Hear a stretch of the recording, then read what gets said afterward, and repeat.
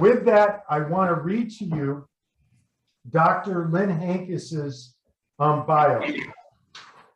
It's so long I couldn't remember it all, but this is the quality of healthcare professional that we've got who is speaking to us today about addiction. Is it a disease? And if so, so what? So important that we understand that, because not understanding that adds to the stigma associated with this disease. So Dr. Lynn Hankes is a graduate of the University of Notre Dame and Georgetown University School of Medicine. Over 35 years ago, he was among the 100 pioneer physicians in the entire country certified in addiction medicine. He is also an honored fellow of the American Society of Addiction Medicine. Dr. Hankes is a clinical professor emeritus at the University of Washington School of Medicine in the Department of Psychiatry and Behavioral Sciences. He served 13 years as a full-time director of the Washington Physicians Health Program. He is also a past president of the Federation of State Physician Health Programs. Dr. Hankes served on the advisory board of the Airline Pilots Association for 30 years. And in 2017, he appeared on national TV on CBS Sunday Morning News with Jane Pauley, there's a name from the past, where he discussed the success of the commercial airline pilots program, pilots HIMS program, or HIMS. He is currently on the board of directors of the Florida Professionals Resource Network, which assists medical professionals with addiction and/or mental illness. Now, how did Washtenaw Fan get through to a luminary the likes of Dr. Lynn Hankes? A few months ago, we had as our guest speaker Captain Lyle Prowse, who, and why don't you, Brandon, this is your cue. Captain Lyle Prowse was our guest speaker and kind of raised the roof on that meeting that day. And we want to have someone say hi to you here, Lynn. Lyle, turn on your video. There. Can you hear us, Lyle? Yeah, I can. I had my video going there, so I'm not sure what happened. Hey, Dr. Lynn Hankes, how are you, my friend? Hello there, Captain Lyle. How's your speed these days? Everything's good. It's good to see you again. You and I have been together a few times, and I didn't want to miss this tonight. Yeah. Well, you could probably give this lecture yourself. You've heard it so many times. I've heard it, but I always look forward to hearing it again. So we just wanted Lynn to pop out, and I wanted, you know, Dr. Hankes or Lynn asked me a question on Friday. You know, how did you get through to Dr. Lisa Merlot and other guest speakers we've had? And, you know, as I shared with Lynn and as I've shared with Lyle, I just look for people who are passionate about helping people battle this disease like I am. And usually they respond favorably to my request to come and educate our community. Lyle did, and to show you the kind of guy that Lyle is, he said, you know, how can I help you? And I said, you don't really owe me anything, Lyle. You gave it back to my community, which Lyle was more than enough for me. But then I started thinking, you know, who can you get who would be an awesome guest speaker? And that's when you said, there's this physician I know, and he's a great guy, and I'm going to get you connected with him. So that guy was Lynn Hankes. So Lyle, I thank you for doing that. Thank you for zooming in today. Brandon, we'll get back to Lynn's presentation. So with that, everyone, I'm going to turn it over to Dr. Lynn Hankes, who's going to talk about addiction.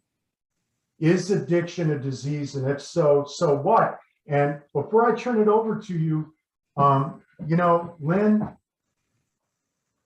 this is a categorizing this as a disease is critically important to lowering the stigma, that it be recognized as such, and that people with family members and friends who are battling this disease understand it at the level that you're going to talk about it, so that it's okay to ask the question, why don't you just stop?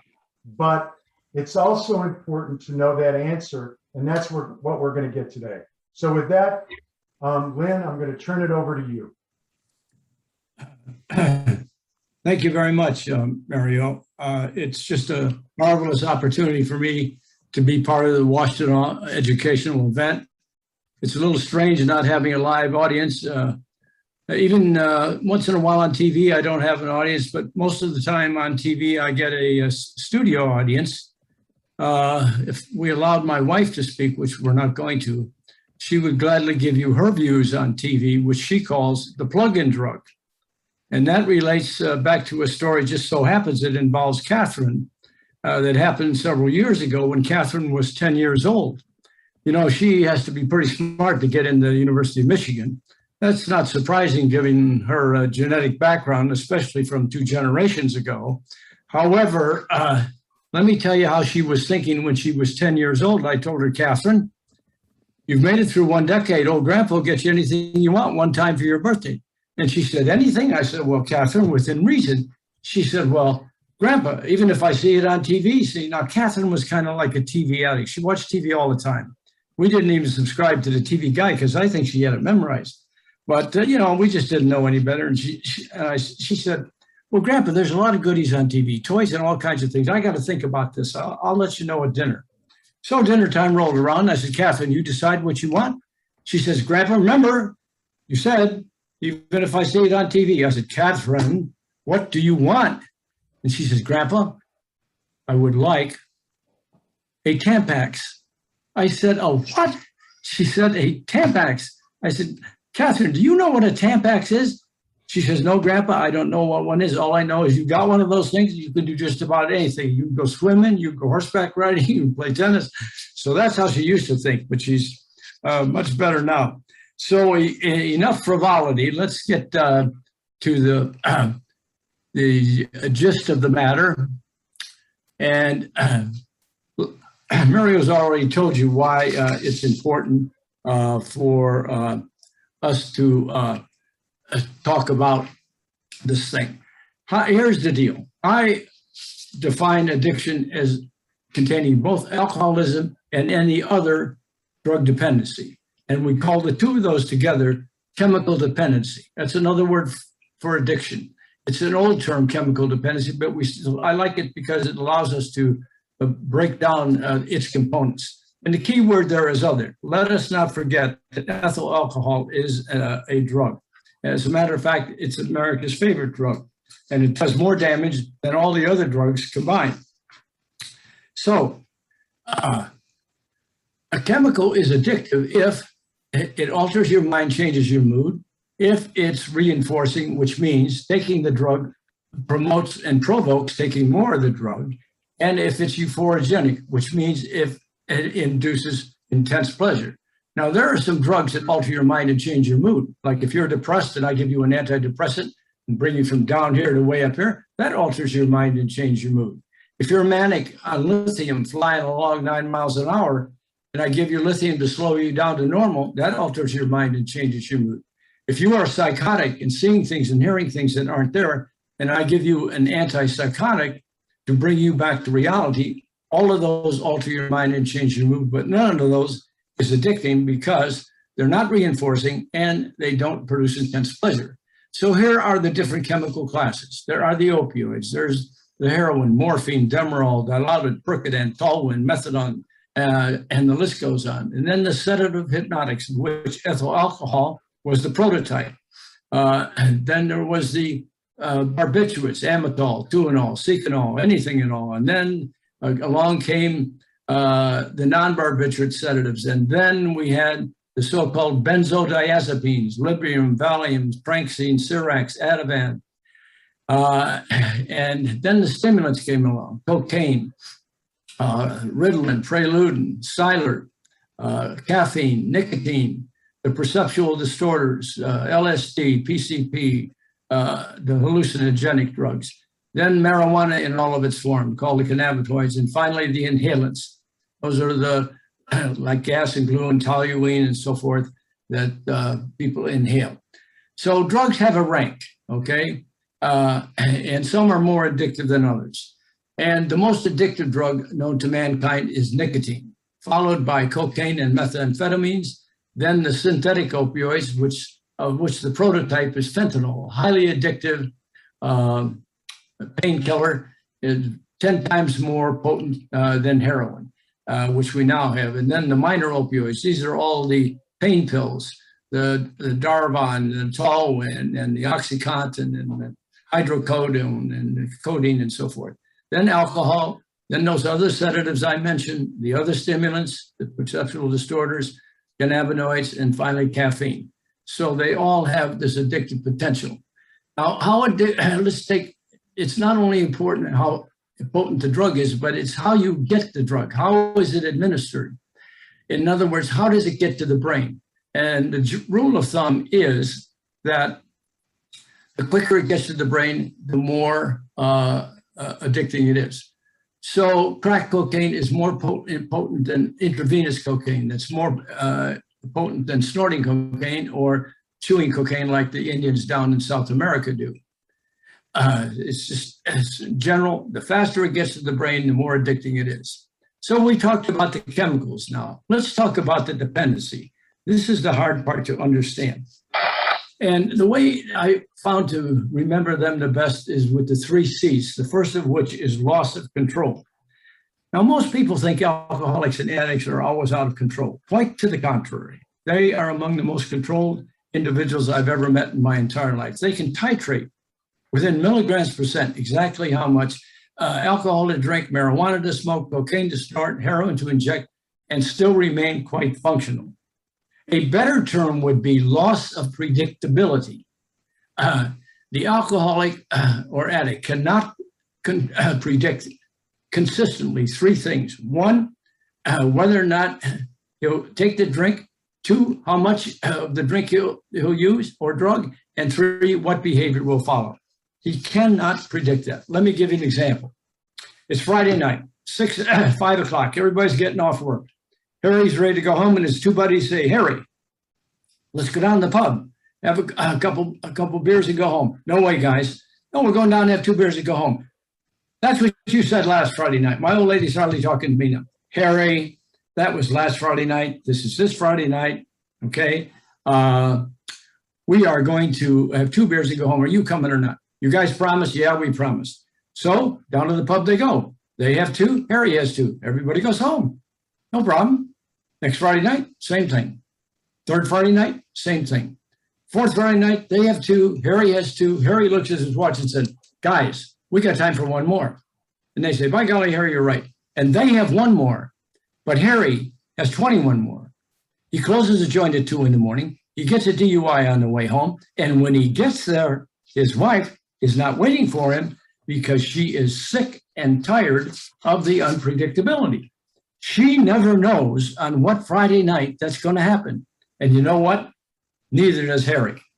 That's what we mean by loss of control. The second C is compulsive use.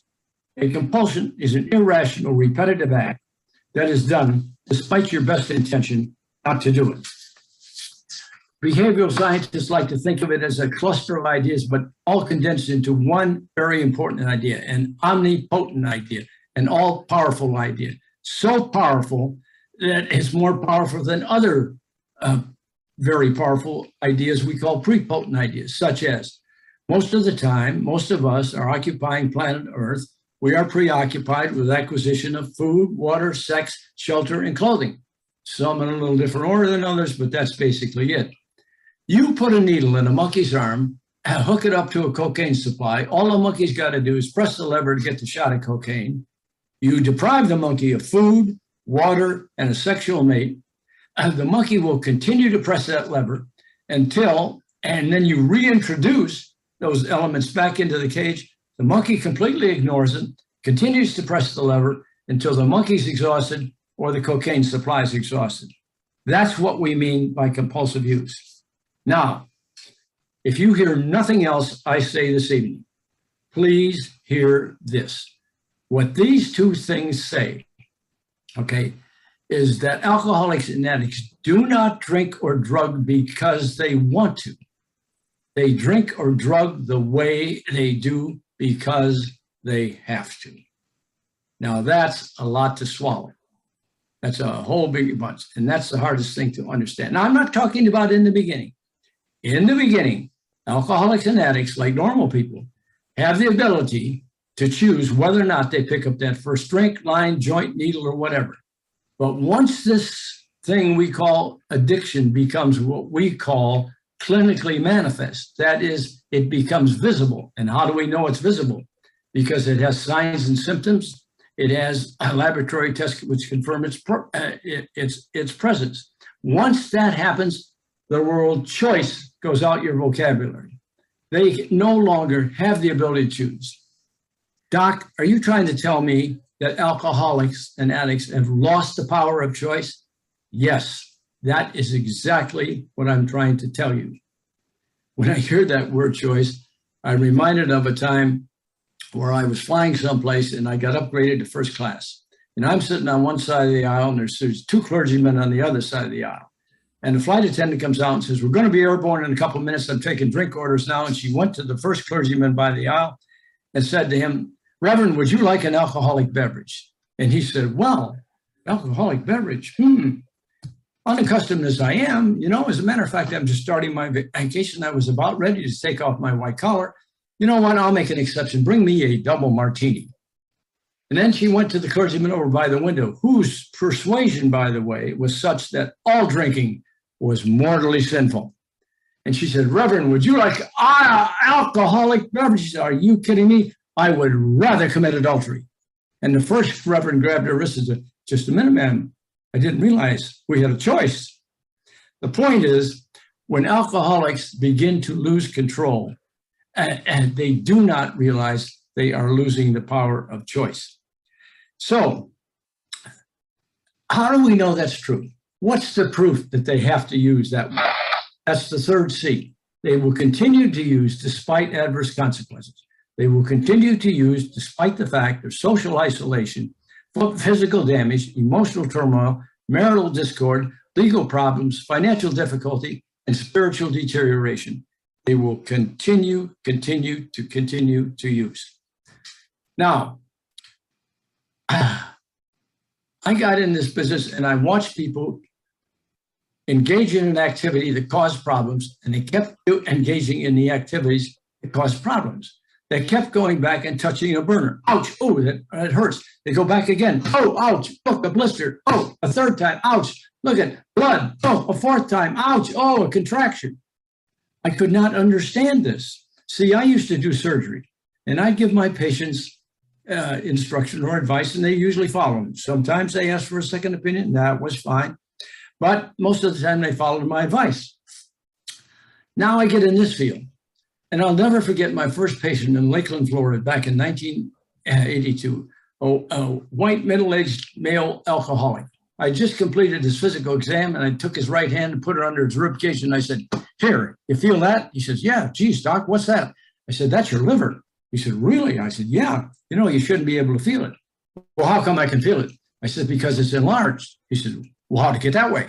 I said, it got that way because of all the alcohol you drink. And if you continue to drink the way you are, it's going to get larger, then it's going to get inflamed, then it's going to shrink down, and you're going to get something called cirrhosis, and your eyes are going to turn yellow, and you're going to die young.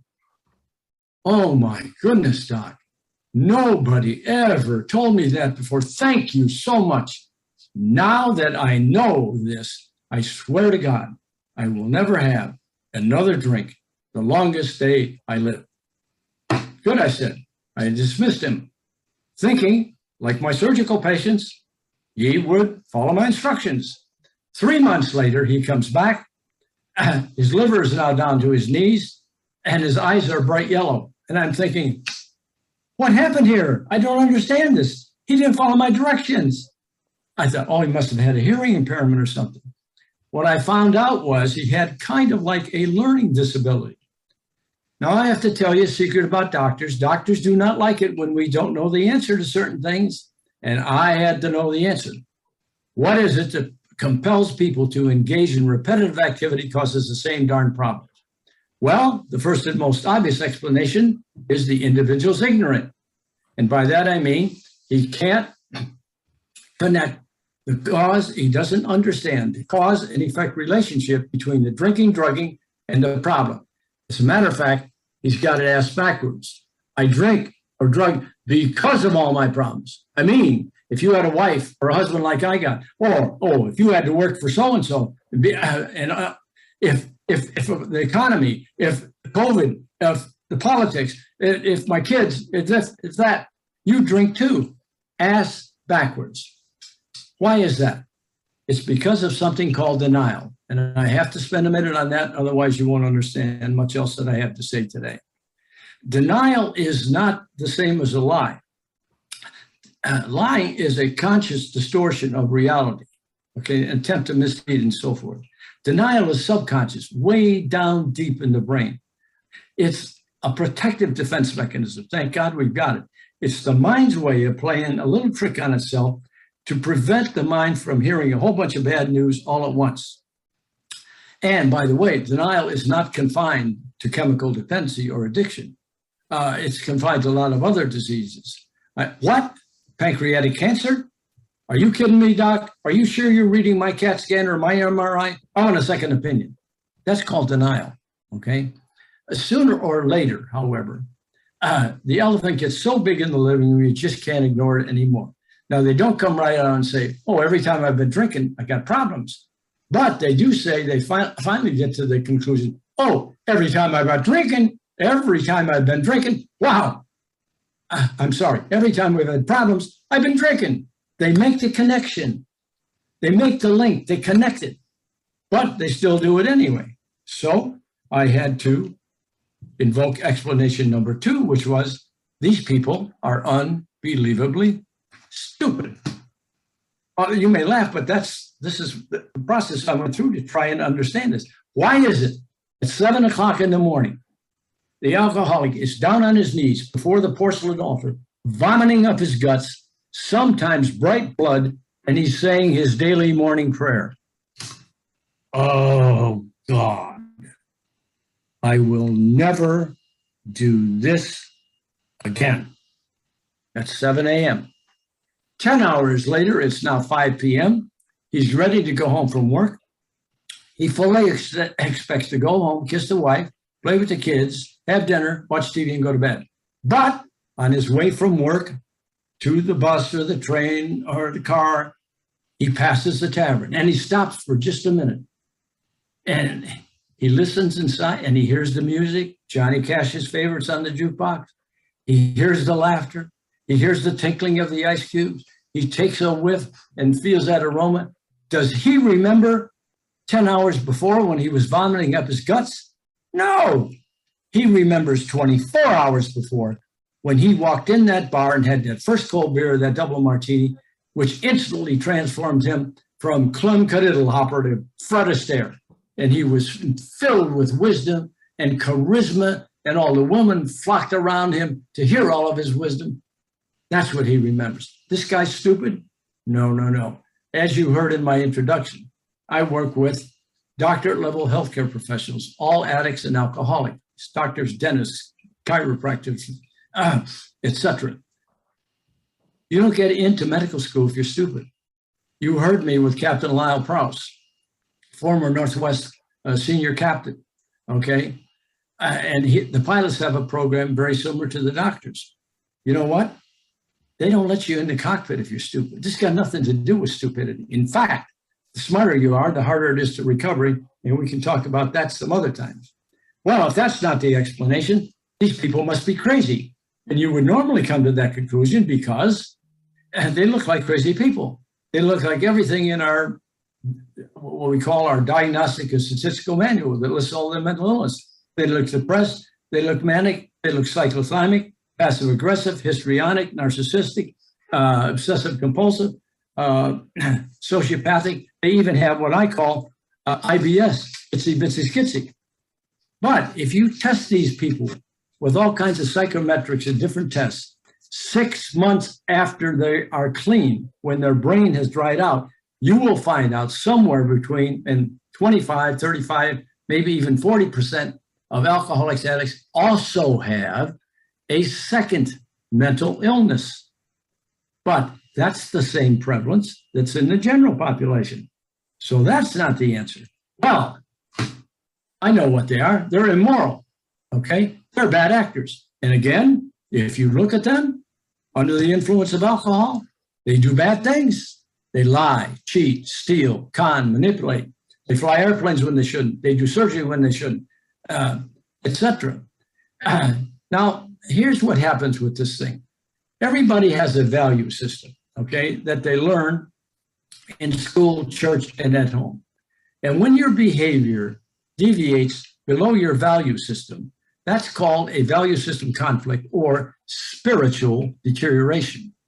What happens with this illness is as it progresses, your value system decreases down to the point where it's totally eroded. That condition is called amoral. That's very different from immoral. And that's one of the reasons why this disease has so much stigma. Diabetics, cardiac patients, epileptics, Alzheimer's, they don't do bad things. Alcoholics and addicts do. One of the reasons for this stigma. Oh, well, if that's not the reason, I know the problem is they're weak-willed. You know, if they just tried harder, if they went the extra mile, you know, if they really gave, there's 100%, you know, most of the alcoholics and addicts I've ever dealt with have achieved great things in life. They've attained positions. They've all met their goals. They've all met deadlines. All that requires discipline. All that requires willpower. And they've had to exercise considerable willpower. It's just in the willpower is non-existent in the relationship between the individual and the chemical. The chemical seems to be a power greater than their willpower.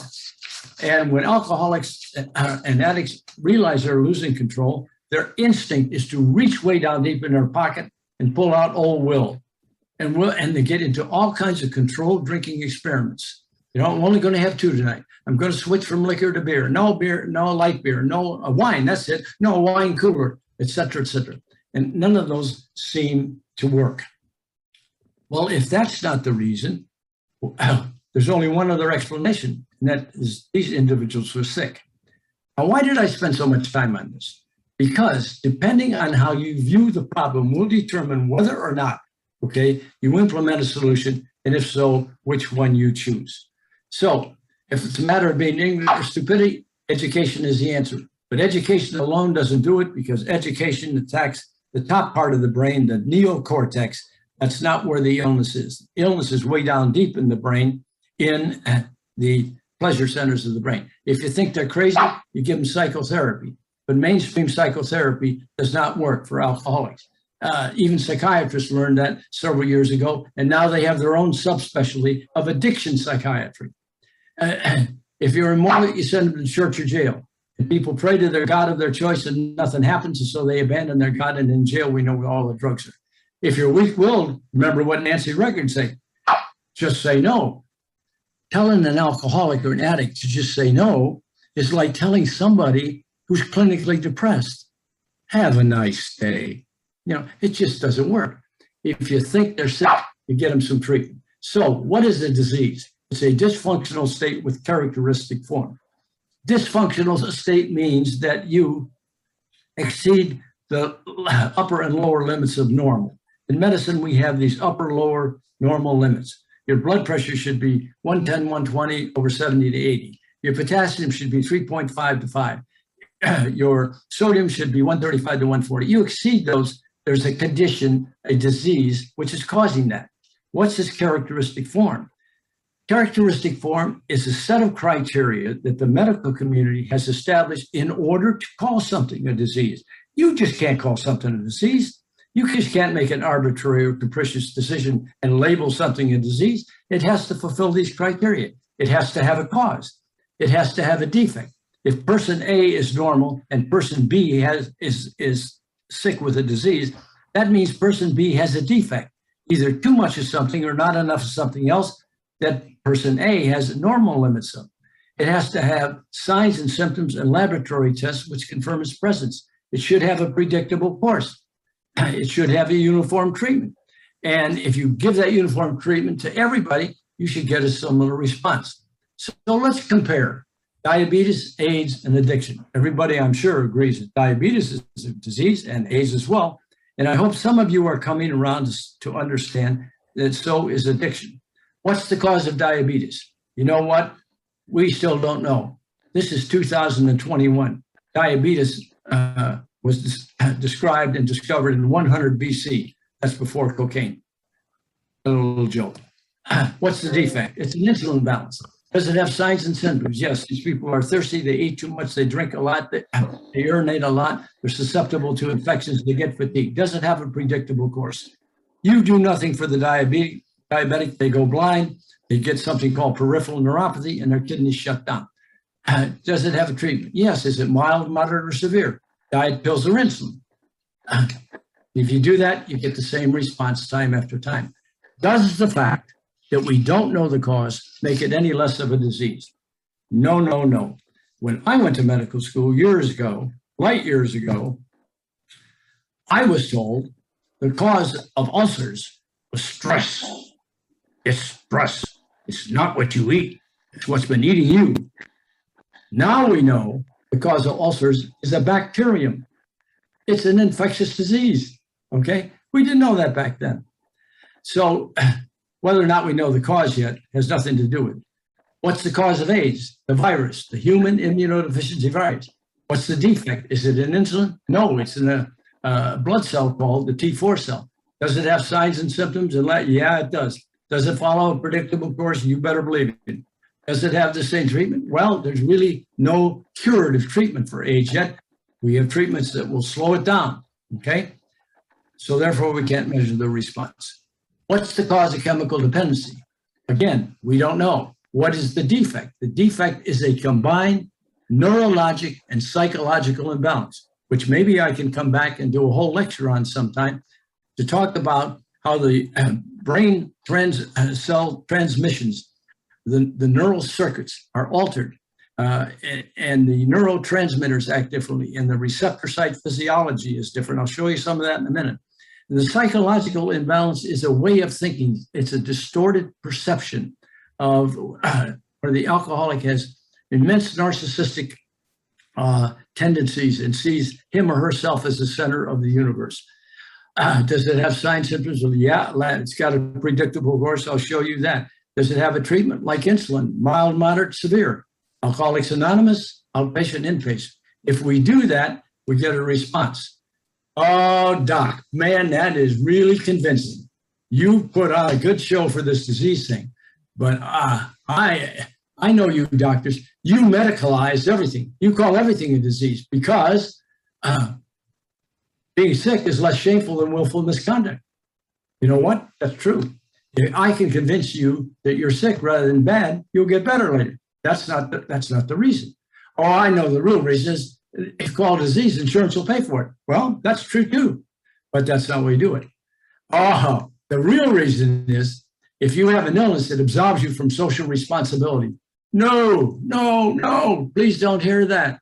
If you have diabetes, you don't take your medicine, your blood sugar shoots to 400, you lapse into coma, you cross the midline while you're driving, crash and kill somebody. That's called vehicular manslaughter. Having diabetes does not excuse that. If you have a seizure disorder and you don't take your Tegra call, have an epileptic type fit, crash and kill somebody, that's called vehicular manslaughter. If you're an alcoholic, you go to treatment and you come back, you don't go to AA and continue in care, you drink again and relapse and kill somebody, that's vehicular manslaughter. Having alcoholism does not absolve you from that responsibility. The co-founder of Alcoholics Anonymous, a surgeon by the name of Dr. Bob Smith from Akron, Ohio, said, never ever rob an alcoholic of his consequences. We are not saying that. What are the characteristics of this disease? It's chronic, primary, predictable, and contagious. Chronicity means two things. One, it's permanent. That the name of the disease is not alcoholism, it's alcoholism. And two, it's prone to relapse, okay? Now here comes that stigma thing that Mario mentioned before. There's a little attitudinal adjustment in order here. Supposing you have that diabetes, you're on the cruise ship, you walk past the pastry table for that midnight snack, pick up a piece of key lime pie, your blood sugar's off the roof, and you wind up in sick bay. That is called a relapse. Does anybody get too excited about that? No. If you're a coronary patient, you have a heart attack, and your doctor says, George, you've had a heart attack. Get that weight off. I want you to start reading labels in the grocery store. Stay away from cholesterol, fats, triglycerides, and so forth. I want you to exercise, stop your smoking, take your blood pressure pills, and stay away from stressful situations. And George doesn't do that and has a second heart attack. That's called a relapse. Does anybody get too excited? No, not to. However, let the alcoholic on that same cruise ship walk past the bar, see one of those pina coladas, it looks to him like a tall, big thing with pineapple trees growing on a big frosty thing. Pick up one of those and go on a 2-week binge. Damn, you shouldn't have done that. If you had more willpower, if you have stronger moral fiber, you wouldn't have done that. Double standard. The reality of the situation, the diabetic and the coronary patient have more control, more willful control over whether or not they relapse than the addict, and I'll show you in a minute. It's a primary disease. It stands alone independently. It's not secondary to some underlying primary disease, like a personality disorder. And real quick, are you referencing your PowerPoint? Yes. Okay. You're not seeing the PowerPoint? We don't, Brandon, can you bring it up, or what slide are you reading from, Lynn? The primary. You can bring it up, or if you want to start screen sharing, you can. Oh, did I stop screen sharing? It never popped up. Yeah, you haven't been. But let me tell you, Lynn, you were so awesome. I didn't want to interrupt. I didn't want to interrupt you. So it's okay. You've been great so far. Can I screen share again? We'll try it. Go right ahead. Yep, go ahead and try. All right. I didn't realize that. That's okay. That's why I thought there we go. So what slide are you referencing, Lynn? This one right here. Oh, I'm sorry that you missed all those slides. Don't worry about it. Oh, that's my phone is going off the hook with people loving what you're doing. Okay. It's primary, like I showed you, stands alone independently and not secondary to some underlying primary disease like a personality disorder. Here's some examples. Alcoholism, hepatitis, Wilson's disease, and lead intoxication all cause cirrhosis, okay? Cirrhosis is the secondary disease. Alcoholism is primary. It's like chronic obstructive pulmonary disease, emphysema. That's a secondary disease. Many causes, nicotine addiction, asbestosis, and the list goes on. All right. Lastly, it's predictable. There are 4 stages: early, middle, late, and too late. And we put a cross there by the too late because by that time you're dead. It's also contagious, and this is very important for your organization because you are families against narcotics. What does the family catch from the alcoholic addict? The insanity. That's what they catch. The stress of living with an alcoholic produces certain dysfunctional coping behavior, very similar to that in post-traumatic stress syndrome. You talk to the spouse of an alcoholic, he or she will tell you, I've lived through 1,000 Vietnam. So who gets this? I call it everyone, from Yale to jail. Okay, here's a little test for everybody. Question 1, you're alcoholic because you drink too much, that's A, or B, you drink too much because you're alcoholic. Think about that a second. You're alcoholic because you drink too much, or B, you drink too much because you're alcoholic. What's the answer to that? The answer is you drink too much because you're alcoholic. Well, what do you mean by that? I've talked to 1,000 alcoholics. They never tell me the real reason why they drink alcohol. I haven't stopped asking the questions. They don't tell me the real reason. It's like guys, you know, they never tell you the real reason why they read Playboy. They give you other reasons. Oh, dynamic young writers. The articles are fantastic. You can't, and the photography and the jokes. That's why, no, they never tell you the root. Well, there's an exception. I used to belong to this men's luncheon club way back when. I was the youngest guy in the club, about age 40, mostly old geezers. And they had this little library over in the corner of the club. And these old geezers would be over there. They only read two things, Wall Street Journal and Playboy. So my dad's friend, his name was Pat, he was reading Playboy one day, and I went over to him and I says, Pat, you mind telling me something? He said, what do you want to know, Doc? I said, why you read that thing? He says, you really want to know? I said, yeah, I'm kind of curious. He looked around and sure nobody was listening. He says, Doc, I read Playboy for the same reason I read National Geographic. I said, what? He says, because I get to see color pictures of places I ain't never going to get to visit. Anyway, what does that mean? Why? Because you're alcoholic. Alcoholics have a different response to alcohol than normal people. It empowers you. That's why. That's the real reason. Read what Bill Wilson said here. Bill Wilson is the co-founder of Alcoholics Anonymous. He's describing his first drinking experience. Well, my self-consciousness was such that I simply had to take that drink, so I took it and another one. And then, lo, the miracle, that strange barrier that existed between me and all men and women, even the closest, seemed to instantly go down. I felt like I belonged. Where I was, I belonged to life. I belonged to the universe. I was part of things that last. Over the magic of those first 3 or 4 drinks, I became the life of the party. That does not happen to normal temperate drinkers. So we have this old theory about heavy drinking and alcohol abuse and alcoholism. And alcohol abuse, that's the inappropriate use of these substances in excess of societal standards, sometimes self-abating and capable of cessation if sufficiently motivated. Who engages in alcohol abuse? People who medicate stress, who medicate mental illness, most teenagers, most college students, and sociopaths, all right? What's this new theory? There's social drinking, that's normal in our society. There's abuse, that's a transient behavioral disorder. And there's alcoholism, the disease. The same thing applies to addiction, by the way, with drugs. So there's no social drinker can stop anytime they want. The abuser might stop to give them good enough reason. A junior, 1 more semester in college, get your grades up or you're out. Sally, put the car keys on the counter, start helping your mother with the chores around here, then you have the cars back. Even a sociopath, if you can convince him his drinking certain him, he might stop. Alcoholic, you give him all the reasons in the world. You're ruining your liver, your heart, this, that, the other. You're going to lose your wife, the car, the kids, everything.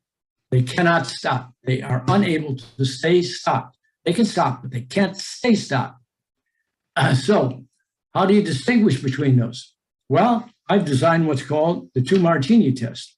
And when the patient comes in, I give them a double martini and put dead fly in. Now, the heavy drinker will look at that and say, oh, Lord, Doc, that's gross. Give me another one. The abuser will look at that and say, he'll take the fly out and drink the martini. The alcoholic will look at that, take the fly out, squeeze the fly, and then drink the martini. Now, the point is that's how valuable alcohol is to the alcoholic. The addicted brain is, in fact, different in its neurobiology from the non-addicted brain. So said Dr. Lessner. It hijacks one's brain, then one's life. I'm going to go through this real fast and show you. These are the neurons composing. These little blue dots are neurotransmitters like dopamine, serotonin, acetylcholine, and so forth. And so are the little triangles. And they go from one nerve into the receptor site, and then it activates the nerve. There's a big blow up of that receptor site with a GABA receptor, an alcohol receptor, a benzo receptor, and so forth. Alcohol and drugs mess up those messengers real quick. We have these special x-rays now that we can see activity in the brain while you are awake and talking to us. And alcohol and drugs alter the brain, increase to areas required for drug use, decrease to areas of thinking, learning, and memory. Person on the left, normal PET scan. On the right, using cocaine. On your right, as you're looking to it. Notice the orange areas are gone because the blood flow is altered. Sugar is the fuel of the brain. Normal scan on top, cocaine abuser 10 days later, cocaine abuser 100 days later. The brown, orangey areas are still not back to normal after all that almost over 3 months. Why that loss of control I talked about? Because of the altered blood flow and the altered messenger effects and synaptic strength and altered circuitry and some other stuff. Here's a cocaine abuser with looking at their D2 receptors, normal control on top. Again, a cocaine abuser off 1 month, then off 4 months. Those orange spots are not back to normal yet. Let me show you real quick the this slide here. This is the most important slide of the whole presentation. This is called the anterior cingulate gyrus on the bottom, and the person in the middle does a normal scan on the person on the top, and the person on the right, okay, this is a person. I'm sorry, the person on the top is normal, and the person on the bottom is all of a sudden he's watching a video of cocaine. It's a nature video, and he switches to cocaine, and look what lights up: the anterior cingulate gyrus. So it's got this memory in there, and this is the reason why it's so easy for alcoholics and addicts to relapse. So it's a disease. So what? So if it's chronic, that means it's permanent, no return to social drinking, no recreational drugs, it's prone to relapse. You got to build a defense against the first drink.